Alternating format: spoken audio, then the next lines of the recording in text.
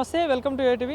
Siddipet MLA మాజీ మంత్రి హరీష్ రావు భూ కబ్జా చేశారంటూ కూడా సిద్దిపేట నుండి కొంతమంది అడ్వకేట్లు, కొంతమంది బాధితులు కూడా ఈరోజు సోమాజిగూడ ప్రెస్ క్లబ్కి అయితే రావడం జరిగింది. సో మరి అయితే గత కొన్ని రోజుల్లో కూడా సోషల్ మీడియాలో 13 ఎకరాలు హరీష్ రావు కబ్జా చేశారంటూ కూడా వార్తలు వచ్చాయి. సో దాని మీద ఈరోజు వాళ్ళు పక్కా ప్రూఫ్స్తో కూడా ఈరోజు రావడం జరిగింది. మాట్లాడదాం. మనతో పాటు అడ్వకేట్ జిల్లా రవీందర్ యాదవ్ గారు అయితే ఉన్నారు. మాట్లాడదాం. అన్న నమస్తే. నమస్తే. సో ఏందన్న ఈ హరీష్ రావు గారు భూ కబ్జా చేశారని కూడా పెద్ద ఎత్తున వార్తలు కూడా వచ్చాయి. మన దాని మీద రెస్పాండ్ అవ్వడం కూడా జరిగింది. సో మీరు ఈరోజు తెచ్చిన ఆధారాలు ఏంటి, ఏం చెప్పాలి? హరీష్ రావు గారు మొన్న గురువారం రోజున మీడియా ముఖంగా ఒక విషయం మాట్లాడిన రంగనాథ్ సార్ గురించి ఏమన్నాడంటే, అయ్యా ముఖ్యమంత్రి రేవంత్ రెడ్డి గారు, నేను ఒక గుంటాగూడెం రంగనాథ్ సార్లో కబ్జా పెట్టలేదు, నువ్వు రా కుర్చేసుకొని కూర్చొని సర్వే చేద్దామని చెప్పేసి చెప్పిండు బాజాప్తుగా. నేనేమంటున్నా అంటే, అదే విషయం మీద దానికి సంబంధించిన ఎవిడెన్స్ తీసుకొని వచ్చి నేను ఈరోజు ఈ ప్రెస్ క్లబ్కి వచ్చి ఇక్కడ ప్రెస్ మీట్ పెట్టడం జరిగింది. అయ్యా హరీష్ రావు గారు, మీరు ఏదైతే ఒక గుంటాగూడెం కబ్జా చేయలేదని చెప్తా ఉన్నారో, ఆ ఒక గుంటాగూడెం నేను నిరూపిస్తా, మీరు తప్పు చేసిర్రు అని నేను చెప్తా ఉన్నా. మీరు రైతులు ఏదైతే ఇరిగేషన్కు భూమి అయితే రిజిస్ట్రేషన్ చేసిర్రో రైతులు, ఆ భూమిని థర్డ్ పార్టీ పేరు మీద చేసుకొని వారి నుండి మళ్ళీ మీరు కొనుగోలు చేసిర్రు. అక్కడ రైతుల ఏదైతే భూమి ఇరిగేషన్కు పోయిందో, మిగిలిన భూమి మొత్తము థర్డ్ పార్టీ పేరు మీద పోయి మళ్ళీ మీ పేరు మీకు వచ్చింది, ఎక్కడికో పోలేదు. 2017-18లో మీరు కొనక ముందుకు ఒక గుంట ఎక్సెస్ వచ్చింది. ఎక్సెస్ అంటే వచ్చినప్పుడు మీరు ఏం చేయాలి, దాన్ని చూసుకొని నిజంగా జెన్యున్ ఉన్నా లేదా చెక్ చేసుకొని మీరు రిజిస్ట్రేషన్ చేసుకోవాలి. అలా చేయకుండా ఎలాంటి పాస్బుక్లు లేకుండా, పహానీ లేకుండా, 1B లేకుండా మీరు రిజిస్ట్రేషన్ చేసుకొని ఇవాళ నేను ఒక గుంట కూడా చేయలేనని మీడియా ముఖంగా మాట్లాడము.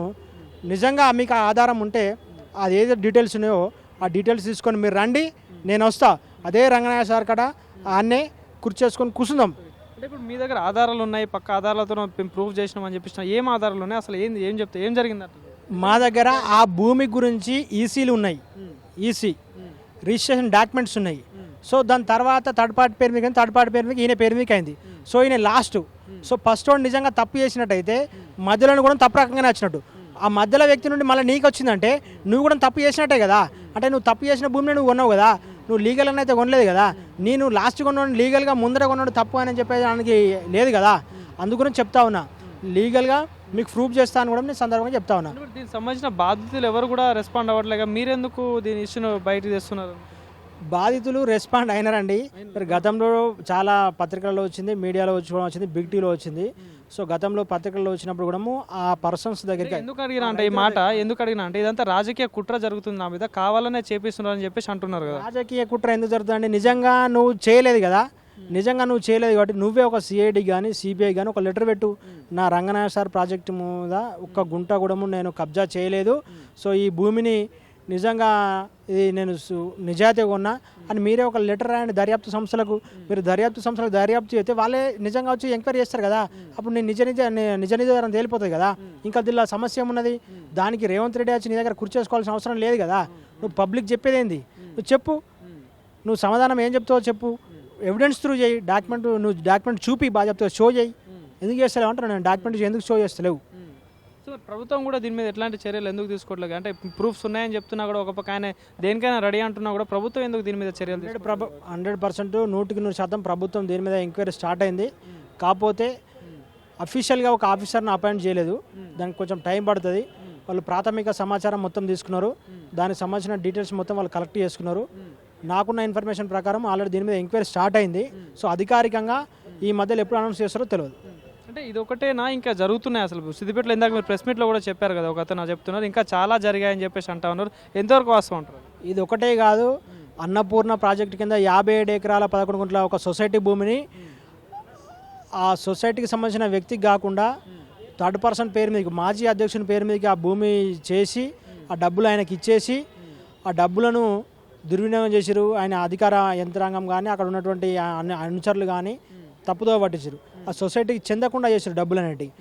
దాని మీద కూడా మేము డీజీపీ గారికి, డిఐజీ గారికి, సిపి గారికి అందరికీ కంప్లైంట్ ఇచ్చినాము. అందులో ఒక ఎఫ్ఐఆర్ అండి, ఆ ఎఫ్ఐఆర్ను పర్సన్ చనిపోయిన క్లోజ్ చేశారు. ఇందులో వచ్చేసి ఈ 9 గుంటలలో వచ్చేసి మాత్రము 8 గుంటలు రికవరీ చేసిన అమౌంట్ అని చెప్పి చూపించారు. సో 8 గుంటలు రికవరీ అంటే వాడు ఫస్టే తప్పు చేసిన నువ్వు చెప్తున్నావు. ఫస్ట్ తప్పు చేసినప్పుడు నువ్వు మళ్ళీ కొన్న భూమి కూడా వాని దగ్గరికి వెళ్ళి కొన్నావు కదా, మిగిలిన భూమి మరి అది ఎట్లా తప్పు అవుతుంది? నువ్వు వెనక సీట్ కొన్నది జెన్యున్ ఎట్లయితుంది? ఫస్ట్ కొన్నది తప్పు అవుతుందట, వెనక సీట్ కొన్నది జెన్యున్ అవుతుందట. సో ఈడ రికవరీ చేసినావు ఓకే, మరి ఆ సొసైటీ 57 ఎకరాల విషయంలో మరి అక్కడ భూమి ఎందుకు రికవరీ అయ్యావు, డబ్బులు ఎందుకు రికవరీ అయ్యావని ఈ సందర్భంగా అడుగుతా ఉన్నా. మొత్తం ఎంత ల్యాండ్ అన్న, ఎంత ల్యాండ్ కబ్జా గురైంది అనుకుంటున్నారు మీరు? అన్నపూర్ణ ప్రాజెక్టు కావచ్చు, Anantagiri project, Ranganatha sir project కావచ్చు, 100 ఎకరాల భూములు కబ్జాలైనాయి. లేపో మళ్ళీ ఆ భూములు ఏంటంటే డబ్బులు కూడా బాగా విచ్చలవిడిగా అనధికారంగా థర్డ్ పర్సన్స్కి వెళ్ళిపోయినాయి. అవన్నీ ఆధారాలు సేకరిస్తున్నాం. ప్రతిదీ ఆధారంతో మేము ఏదైనా మాట్లాడితే ఆధారంతో మాట్లాడతాం. సో ఏం చెప్తున్నా అంటే ప్రభుత్వానికి కూడా మీరు ఇచ్చే అంటే మీ డిమాండ్ ఏంది, ప్రభుత్వానికి కూడా మీరు చెప్పేది ఏంది అసలు? మేము ప్రభుత్వానికి చెప్పేది ఏంటంటే అతి తొందరగానే దర్యాప్తు సంస్థల ద్వారా ఒక రాష్ట్ర స్థాయి ఆఫీసర్ను కేటాయించి ఎంక్వైరీ చేయాలి. రెండోది హరీష్ రావు గారికి కూడా నేను ఏమంటున్నా అంటే నిజంగా మీరు నిజాయితీ పరులు అయితే మీరు దర్యాప్తు సంస్థలకు ఒక లెటర్ రాయండి. మూడోది మీ పక్కకు ఉన్నటువంటి ఏదైతే సుడా అర్బన్ డెవలప్మెంట్కి ఏదైతే కేటాయించారో ఆ ల్యాండ్ను రైతులకు ఇచ్చేసి మీ భూమి రైతులకు ఇచ్చేయండి, మీ భూమి సుడాకి ఇచ్చేయండి.